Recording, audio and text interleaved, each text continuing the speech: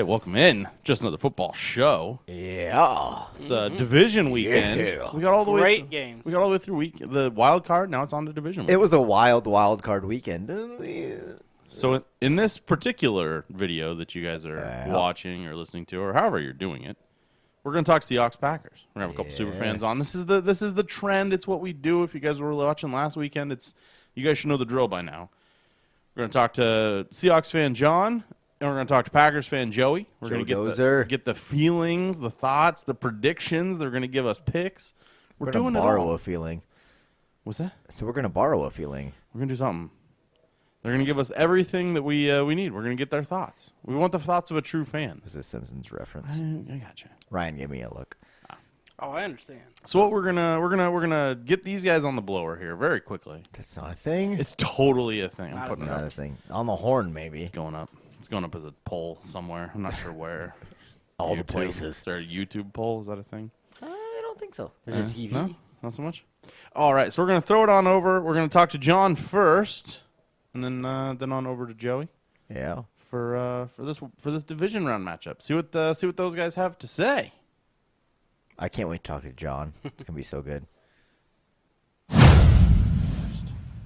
All right, so now we're going to welcome on John. If you remember correctly from last week, he is our Seahawks fan. John, congratulations on the big W last weekend. Yeah, it was kind of surprising. Watching this game, because we didn't know what to expect out of Seattle because of the injury concerns, the run game, stuff like that. And they said, to hell with it, and they just threw it to DK.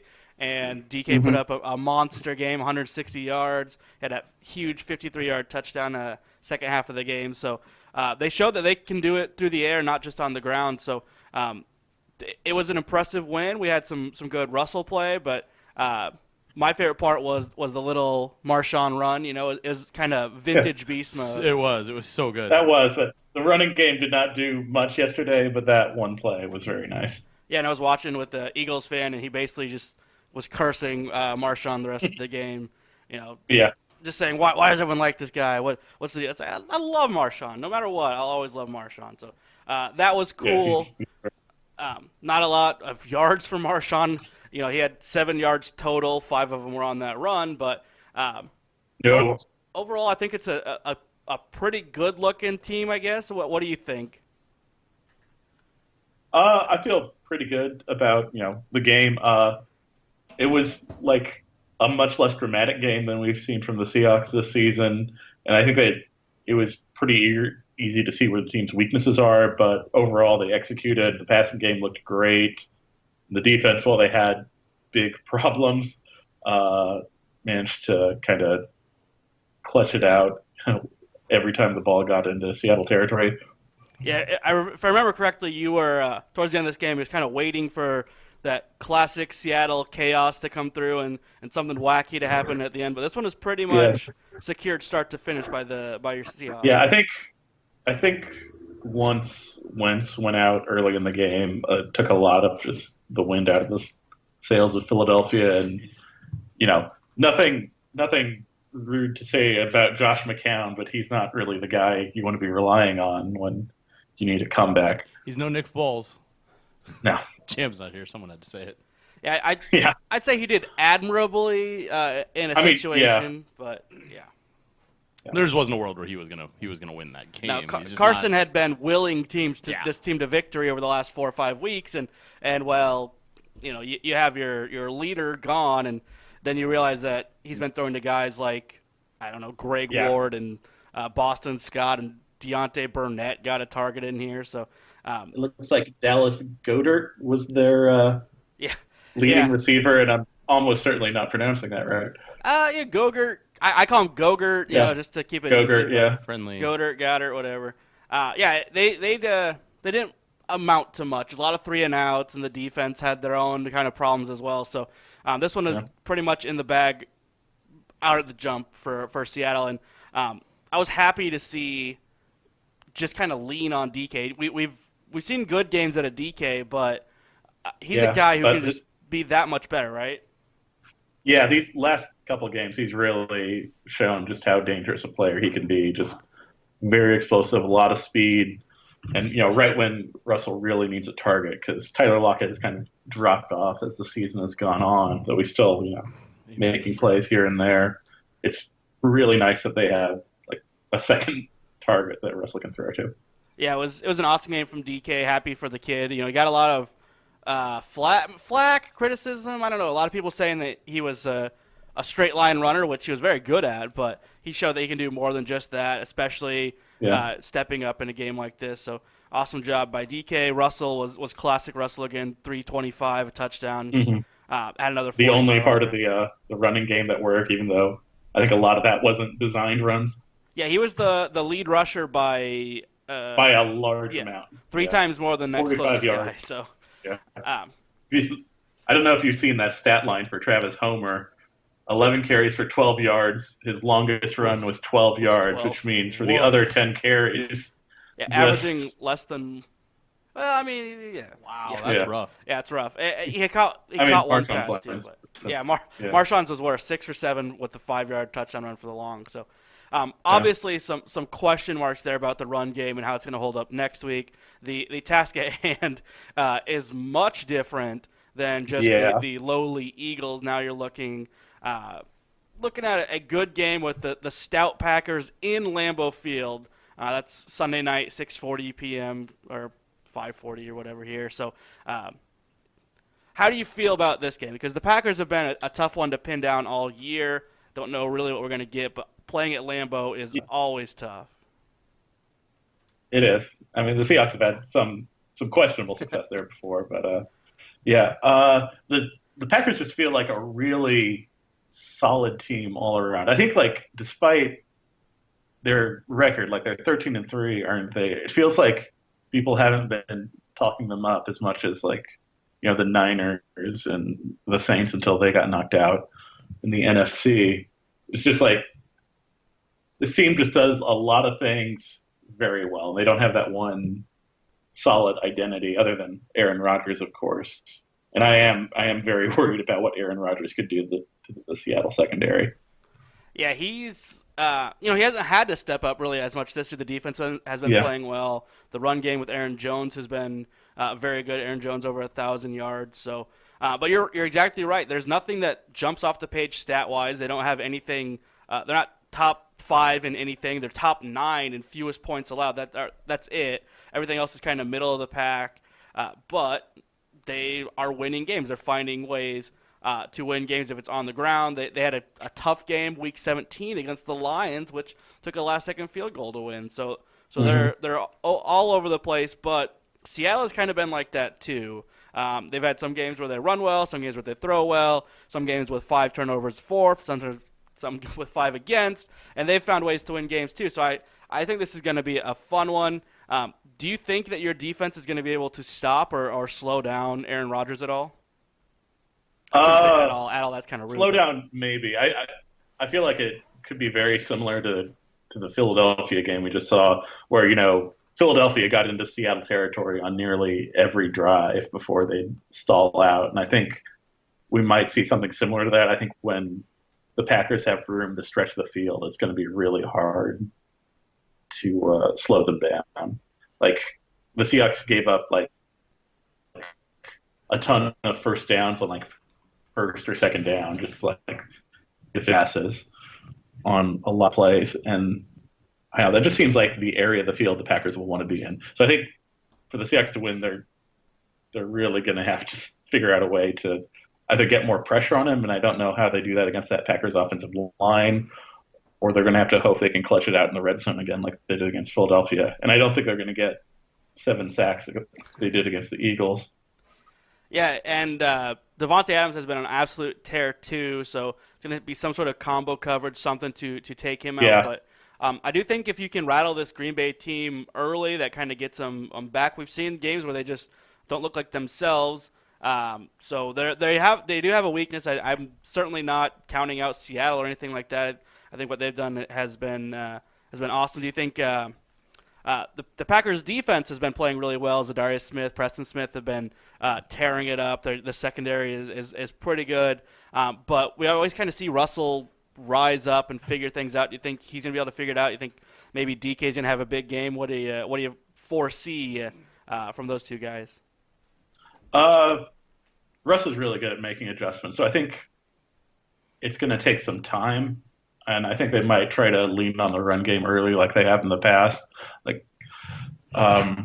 But yeah, I think they'll find a way to move the ball around. I don't know if it'll be DK this week because, especially after the last couple games he's had, I think he's going to get a lot more attention from secondary. So you might see Tyler Lockett or maybe David Moore be more involved as targets. Hopefully, we yeah. can get Marshawn going too, right? Can't have another. Yeah, maybe. 6 I think they 7 will yards. be using him more.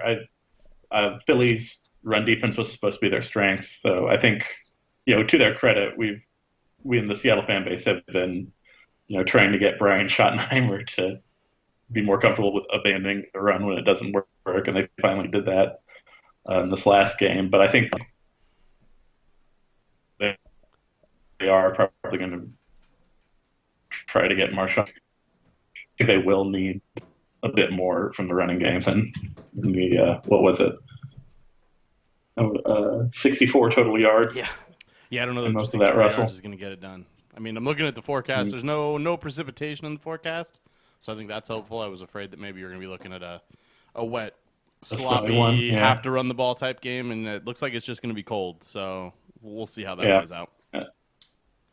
And I always have faith in Russell to get it absolutely. done. I mean, Russell played in Wisconsin, so he's, it doesn't mean a lot because it was so long ago, but it means something. It's not like a warm weather He's not thing, playing in a dome when he plays at home. He's still playing out in the cold. So Yeah, so I don't think that's that doesn't worry me too much.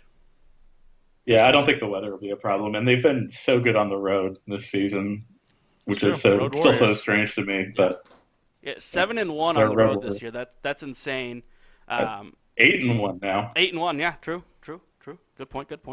Yeah, I think this is one of the more intriguing matchups of the weekend, just because personally I have a hard time pinning down what Seattle exactly is. They've been good in a few different ways. They've had games where they look fantastic, like world beaters. They've had other games where they don't show up, like the Cardinals game a few weeks ago. you can say the same thing about the other side. Mm-hmm. Absolutely, and that's exactly where I was going. It's two teams that will make adjustments to find what they need to do to win. So I think the game's going to be very reactive. Yeah, that makes sense. Okay, so you did it last week. Unfortunately, I didn't actually write down scores, so I can't. But you had your team winning. You did have your team winning. That is. I did have to see. I think it was like 21-17 or 24. So you should have just picked the exact same something score like from that. the last time they played. I should have. It would have been dead on. Yeah. What were you thinking? Right. It worked out. What were we doing? All right, so same thing. What are you thinking? Score? Who's going to win this one? I'm still going to take the Seahawks. I'm a homer. They've been so good at finding weird, dumb ways to win, and they've been great on the road. I think it'll probably be a bit more high scoring. I think the Packers will score at least one touchdown, unlike Philly. So I'll say Seahawks 33-28. Okay. All right. Yeah. It's fair. It's fair. All right, man. If you are correct, we'll be hitting you up in the NFC Championship game. We're already getting to the NFC Championship game. I'm hoping for that rematch with the 49ers. We need a trilogy. Oh, yeah, you need to avenge that loss. Yeah, we need a tiebreaker, That's a right? tough one. All right, man. We appreciate the time, and hopefully for your sake, we'll be talking to you next week. Yeah, thanks for having me. All right. Thanks, John. All right, so now we're going to welcome on Joey. He didn't get his say last week because his team had a bye. It's a thing going around. Ryan, you wouldn't understand, but bye weeks. It's a thing. Prepared for the draft. Oh, your draft. He's prepping for the draft over there. Joey, he's our Packers fan. He is gonna help get us prepped for this game coming up this weekend. Joey, how's it going, man? Oh, I'm doing great. I'm just looking forward to this weekend for some football. And, man, it was nice just sitting back, relaxing, not having to worry about a football game last weekend. No stress. Yeah, someone asked me if I was going to watch football because the 49ers weren't playing, and I just chuckled a lot. And, of course I'm watching football. It's preseason, or postseason, excuse me. It's preseason for you, bud. Yeah, preseason for the playoffs for the 49ers, but postseason for everyone else. But it was fun to watch these games kind of shake out, especially when you were looking at who was going to be coming to your house. And that's the way this NFC was kind of looking throughout December, right? It seemed like every week was a playoff week because there was always a game with implications and seeding, and this team is going to go above this team, and this team winds up here. The preseason, the start of the season, I wasn't here when we talked about it, but did you foresee the Green Bay Packers winding up with a 13-3 record and being the second overall seed? Oh, no, I'd be a liar if I said that. I think this team, when we talked last time, I thought 10 wins was the cap, and even that I was being pretty optimistic. Rookie head coach, just for the first time in forever, not having half your team on IR, and just really having a lot of good things go their way at the end of games has got them to 13 wins, and I'm elated. It's been a long time since we've had a 13-win football team and a team that's got a bye.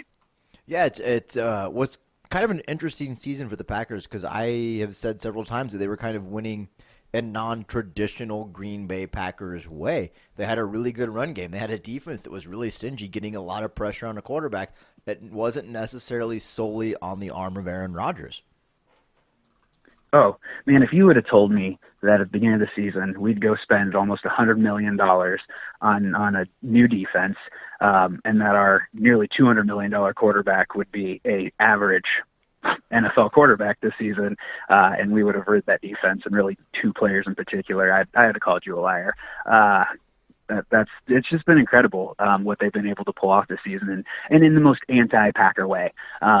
Having most of our games lost, especially in the playoffs, in epic shootouts where Aaron Rodgers loses the game in overtime, scoring 35, 40 points, to now having this team that is somehow gutted out wins, scoring 15, 16, 17 points. The mantra for most Packer teams is just, ugly wins. And for a while, no one embraced that, but now I fully embrace that. I think this team is going to win ugly. And if they're going to win a Super Bowl, let them win ugly.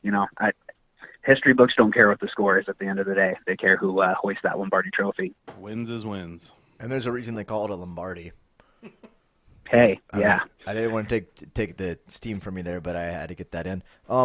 Russ 0-3 coming into Lambeau, and the Seattle team, abysmal December, terrible. 1-3 at the end of that, losing to everyone in their division, which is something that this team typically doesn't do, at least not in that stretch, that close back to back.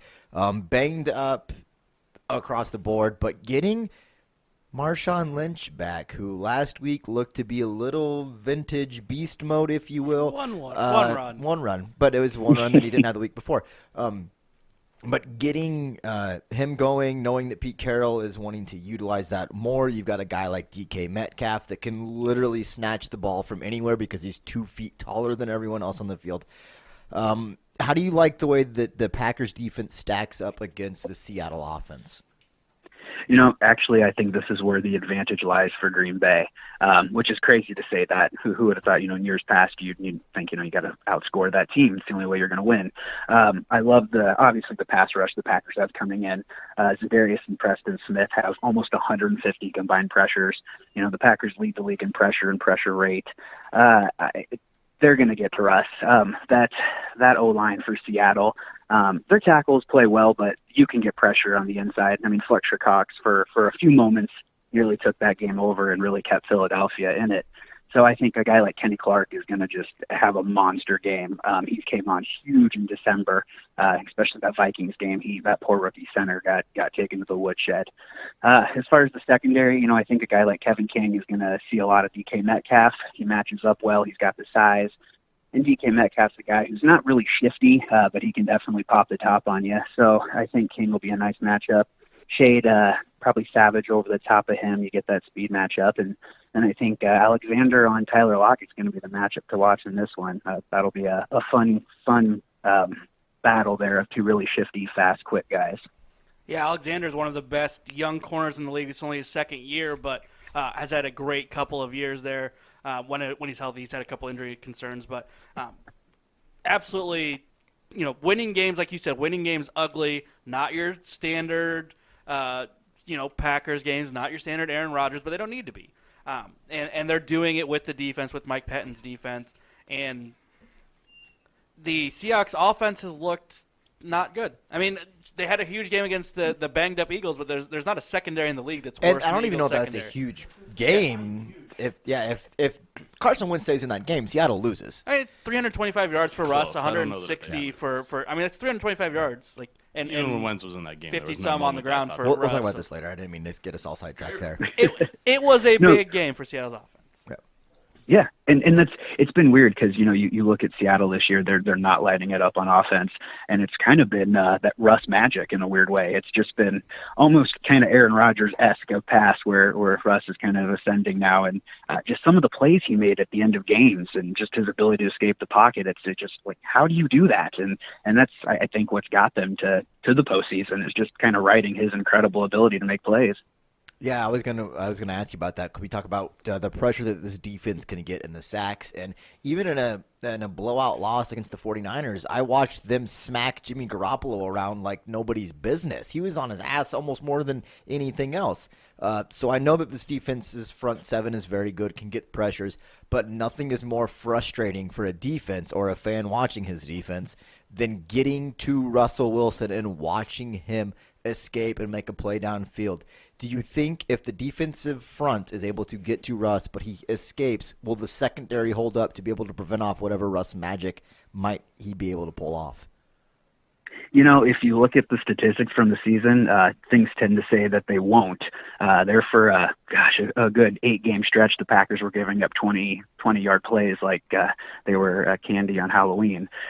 So if we do get home but we can't get rest to the ground, I think you're going to have the ability for some broken plays. Savage can cover well.